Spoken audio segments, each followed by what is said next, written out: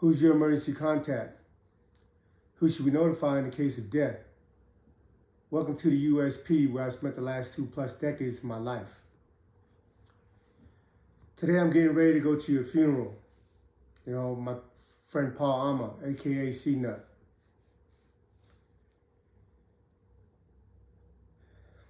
You know, but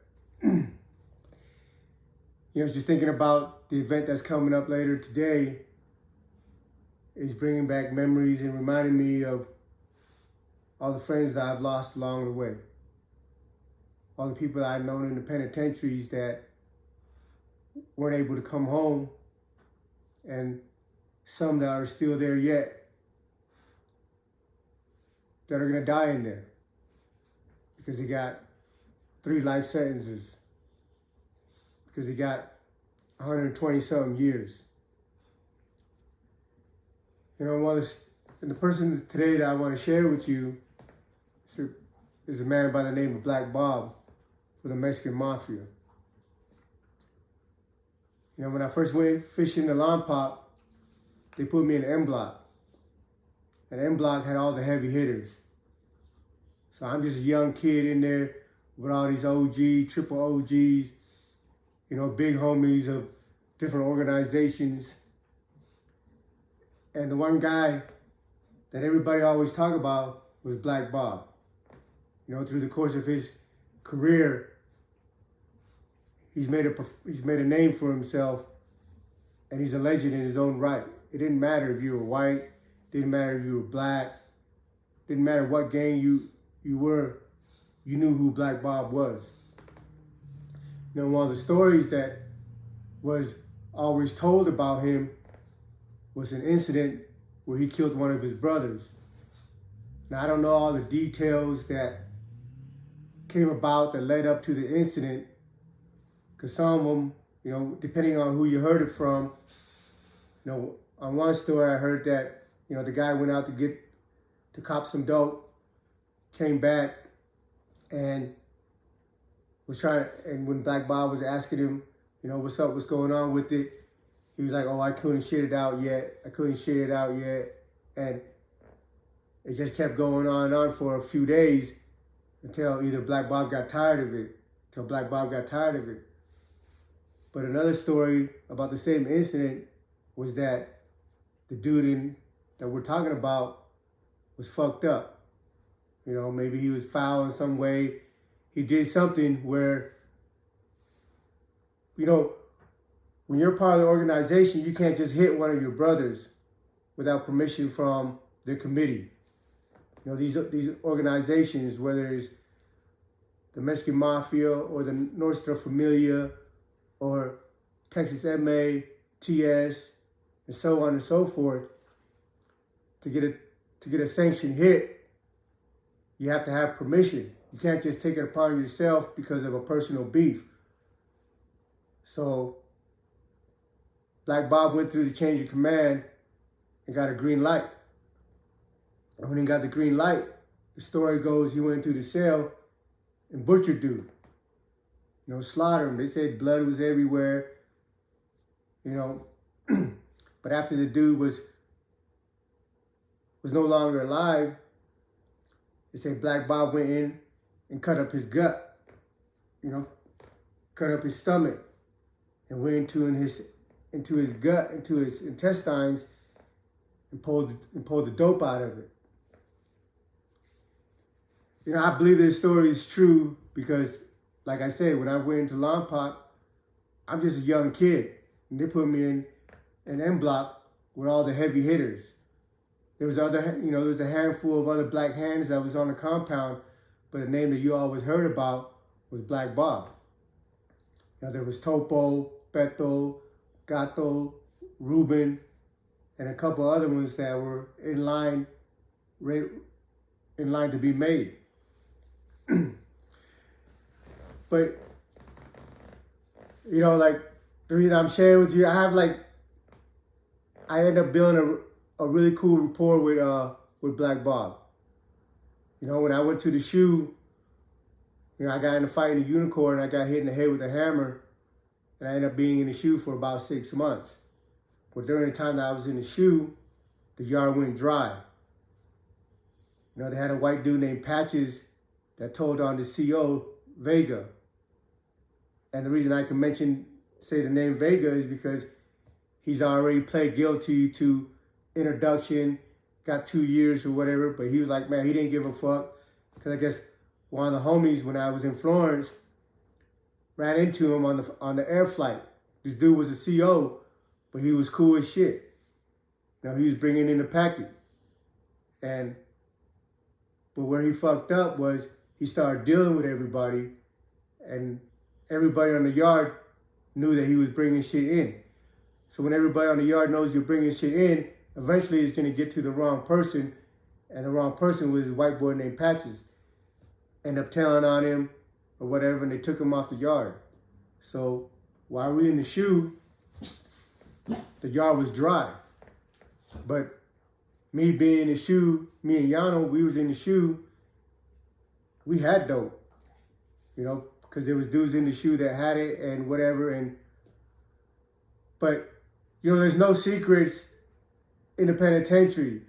Somehow, everybody knew that we was in the shoe and had dope, because right before we went to the shoe, they picked up this guy named Texas Danny that was one of the main dudes on the compound that had a plug that was bringing shit in. And he was in the shoe.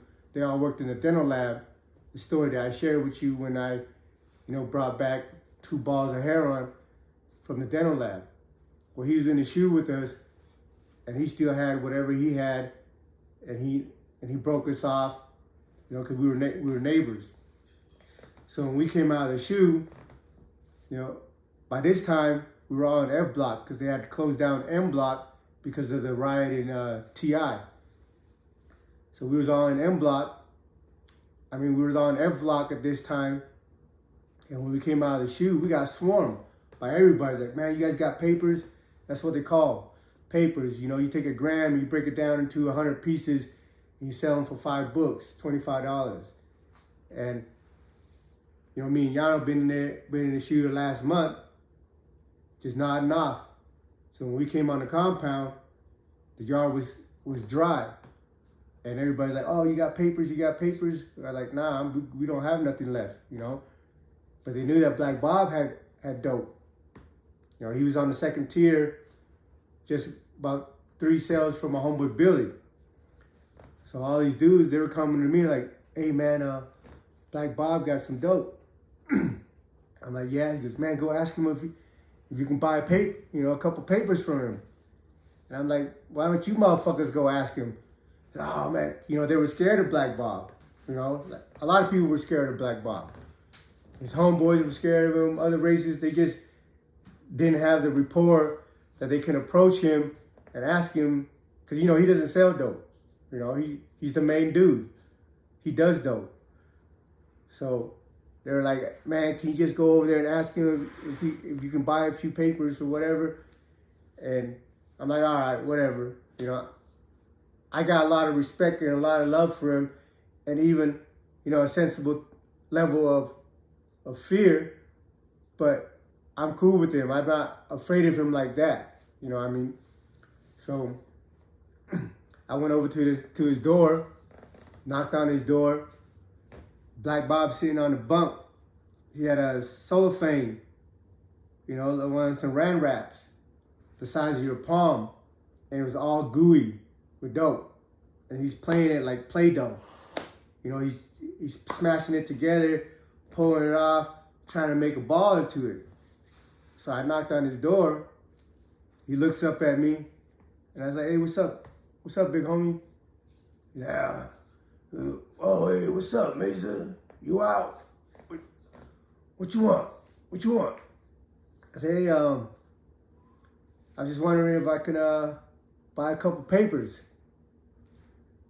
You know, he's sweating a little bit because, you know, he's high and he's playing with the dope. And he looked at me and goes, I don't have any dope. You know? And I'm not going to say he's lying to me because, you know, I'm sitting there and I'm watching him play with it. But he's telling me, hey, I don't have any dope. And I'm like, all right, you don't have any dope. Hey, well, And if you want to sell anything or whatever, just let me know. Oh, I don't sell dope. I do dope. Like, all right. And I got the fuck out the way, you know. But when we was in M Block, on one particular day, I'm going upstairs. He lives on the 3rd floor. He lived like about midway on the tier.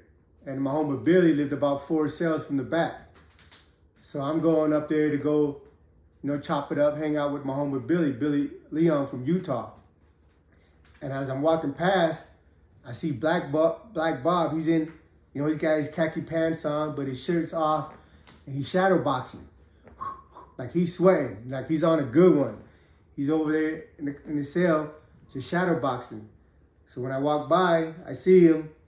I walk past, I go into the Billy cell, and I'm like, hey man, you see what Black Bob's doing over there? He goes, yeah, he's been at it for like an hour, Billy tells me he's been at it for like an hour, sitting there, standing up, shadow boxes for the last hour, right? So it's about maybe 8:30. In Lompoc back then, the doors open at 6 o'clock and you lock down at 10. So it's about 8:30, almost 9 o'clock.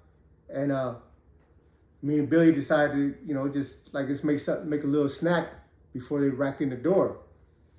So I had to go back downstairs to my cell to grab some food and stuff or whatever so we can just make ourselves something to eat real quick. So as I'm walking by Black Bob's cell, he stops me.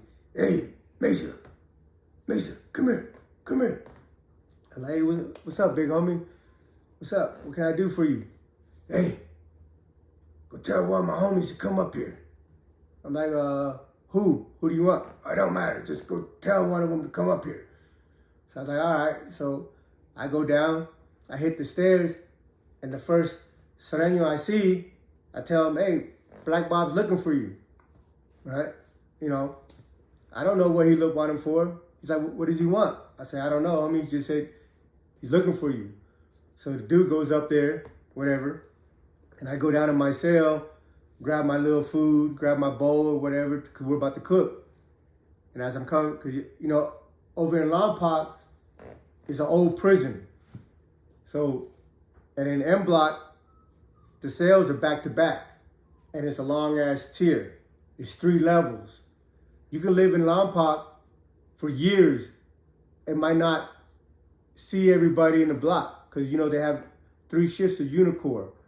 Unicor is a work detail where they're manufacturing whatever they're manufacturing. In Lompoc, they had cable, where they're stripping the cables up.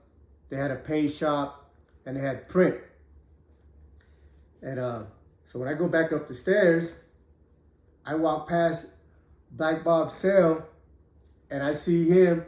He's shadow boxing, but that south side that I had sent up there, that I told that Black Bob was looking for him, he's on the wall, standing straight up on the wall, and Black Bob's in front of him, going shadow boxing, and the dude is just standing there like this, right? And I'm like, what the fuck, right? I don't say nothing. I just pass the cell, go into the homie cell, and I'm like, Billy, hey, you see what's going on over there? Because from the 3rd floor, his light is on, so we can see his shadow reflecting off the wall across the tier. And you can see his shadow, boxing, and you can see the other shadow just standing there, standing still. And, we start preparing our food and stuff, and we can hear Black Bob breathing. He's dripping sweat. He's boxing, dripping sweat. And, we're like, all right, he's probably just going to do that for a few minutes, And the whole time we was in there, he just kept going and kept going. And the dude was just standing there like that. And part of me, I started kind of feeling bad about it, right? But I'm like, it ain't got nothing to do with me. Black Bob asked me to, send one of his homies up there. I went and sent one of his homies up there. I had no idea what the fuck was going to happen or what was going on, So we end up, when I walked back past to go to the microwave to go cook my food, whatever, however long it took me to cook my food, when I come back, he's he's still there. You know, Black Bob's still shadow boxing. The dude's still standing on the wall. I go in Billy's cell. We eat our food. We kick it and chop it up. And then it was like maybe 10 minutes left before lockdown. I walk by and Black Bob's still at it. He's still dripping sweat, still shadow boxing, and the dude is still standing on the wall like this, you know, and Black Bob's in front of him. Like, he never punched him, he never hit him, but he was just, you know, doing his thing. You know, when I walked by going down to my tier to get ready for lockdown, I didn't even look in the cell because I just didn't want dude looking at me that I sat up there. You know, so I beam past, go down to my cell. Then 5 minutes before we lock down, the dude comes down. You know, Black Bob can't keep him during count, you know, at 10 o'clock count. So the dude comes down, he comes to my cell. Man, Mason, you're fucked up, man. That was fucked up shit, man. I'm like, what, homie? I didn't know what the fuck he was gonna... Man, that's fucked up, man. You had me fucking standing up there for fucking an hour. I say, hey, homie, I ain't got nothing to do. He asked me to fucking send one of his homies up there. I don't know what the hell was gonna happen, man. I'm sorry, I feel bad, but like, I ain't got nothing to do with that, man. It ain't on me. And he's like, nah, man, that shit's fucked up, man. You know? So, you know, after Long Pond, we got transferred to Victorville. And when we was in Victorville, we had an incident with this dude named Chris Martinez. He's got a life sentence. He was a dope boy out of Texas. But for some reason, he functioned with the blacks. You know, he ran the poker table. He had the biggest ticket on the yard. But all the people that worked for him were some of the Crips and some of the GDs. And at this particular time, me and JD, which is another Sureño that from San Diego, we trying to start up our own ticket. But you know, I don't have money. I just hustle off the yard all summer, put up a little bank, and then try my hand at the football ticket. But I know like this dude, Chris, anybody that opens up a ticket that's competing with him, he try to bust him off by, you know, making big bets because, you know, he's got a lot of money. So before I opened up the ticket, I went and told Chris Martinez, I said, hey, homie, I'm about to open up a ticket. Look, I ain't got a lot of books, so, you know, don't shoot at me. Oh, Mason, man, I ain't tripping, man. Just do what you do. And I'm thinking that we're cool because I have a rapport with him, or so I thought, you know. Well, anyway, opening week, this motherfucker puts in a 10-book 4-pick on me. A 10-book 4-pick pays, you know, we were paying 13-1. And long story short, he ends up hitting the ticket, and I end up owing him 130 books. So I'm like, man, this motherfucker, I just asked him not to fucking, you know, try to fucking break me off. So I went out there to the yard and talked to him. I was like, hey, homie, what the fuck? I told you I didn't have a lot of books because, you know, I had other things that we're using to accumulate books at the time. You know, we had the SAT, but we still have to break it down and move it and all that stuff and get the stamps back to build our pot. So I went and talked to him on the yard. I went and talked to Chris. I was like, hey, damn, homie, what the fuck? I thought you weren't going to shoot at me. Oh, well, you shouldn't be opening up no fucking ticket if you ain't got the books to back it up. And I'm like, what? I came to you in the beginning to holler at you about this shit. And you said you weren't going to shoot at me, that we was cool. I said, whatever. Send me the information so I can shoot you the money. You know, because 130 books, that's an equivalent to $500-$600. You know, depending on who you fuck with, how, you know, you get a deal or not. So I'm saying, man, let me shoot you $500-$600 onto your account. He goes, oh, I don't need the money. I have money. I want the stamps. I said, what does it matter? I'm paying you. Oh, no, you shouldn't be opening up the ticket unless if you didn't have the stamps. So he was just being a little bitch. So I said, all right, never mind, don't worry about it. So when I step off the yard, because we was in yard 2 in Victorville, when I step in the yard, I went to go look for JD. I said, hey, JD, this is your end of the deal. This is why we're partners. Go deal with that. So JD went into the yard to go talk to Chris Martinez. When I went into the block. Well, over there in Victorville, they call a move every hour, a 10-minute move every hour. So on the next move, I come out to the yard to see, what the result of the conversation was. So when I come out of the unit, JD's coming off of yard 2. I'm like, what's up, man? What are we doing? Good, man, we ain't doing shit. And then you can fuck that dude. We ain't paying him. I said, all right, fuck it. We ain't paying him. And I left it at that. Well, later on the day, JD comes over to my block, calls for me, and he says, hey, Black Bob wants to talk to us. So we go out there to yard 2 to go talk to Black Bob. You got a square table with benches around it. Black Bob is across from us. He always walk around with 4 or 5 dudes that are his security.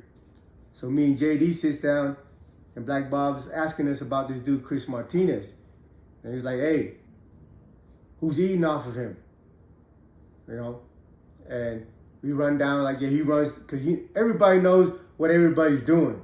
So everybody knows that this dude has got football ticket, got, poker tables, a couple poker tables that black dudes and stuff was running for him.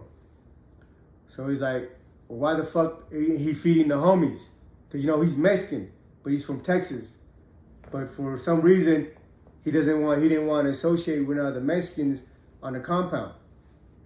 So Black Bob's like, man, fuck him. I want you guys to go take his shit. So I look at JD, and we're like, all right. So the plan is the next day at 6 o'clock in the morning, me and JD gonna run up in his cell and rob him and do whatever we need to do to handle it, right? So when I come back into the block, I guess word already got out that there was a situation brewing. And a few of the Crips that lived in my block approached me. They're like, hey man, what's going on with you guys and Chris? I'm like, I don't know, what are you talking about? He goes, man, we eat off that dude, man. We fuck with that dude. I'm like, okay, what? Like, what are you guys talking about? I don't know what the fuck you guys are talking about, right? So at 6 o'clock in the morning, I'm suited and booted. I got my gloves, I got, my little ski mask. I'm all decked out. This the kind of shit I like. I went to prison for robberies, for all that. So I'm like, fuck it. I mean, I don't know. I know I'm not gonna get away with it because there's cameras everywhere, but I got a 26-year sentence. I'm not tripping. So at 6 o'clock in the morning, I run over to JD's cell. He lived in 3B. I live in 2A. So I was like, what's up, man? You ready? He goes, oh, man, yeah, but Black Bob wants to talk to us first. So we go to breakfast, and after breakfast, we come into the yard to go, Black Bob and his little entourage is waiting for us. So we go over there, and he's like, hey, so where does this dude keep his money, keep his stamp, who holds his, because we already know this dude's not going to keep all his stamps is our money in his cell on his persons. So Black Bob was trying to inquire where the dude kept his stuff at. And I'm like, I don't know. I don't know where he keeps his stuff. He lived across the unit from me in 2B. But I had during the conversation, I had mentioned that, hey, a couple Crips approached me and was asking me about the incident. And Black Bob like, listen, I'm telling you this. Don't matter who gets involved. They want to get involved, they can get it. We'll deal with them. This ain't got nothing to do with them. This dude's fucking Mexican, and he's not feeding his people. So I'm like, all right, whatever.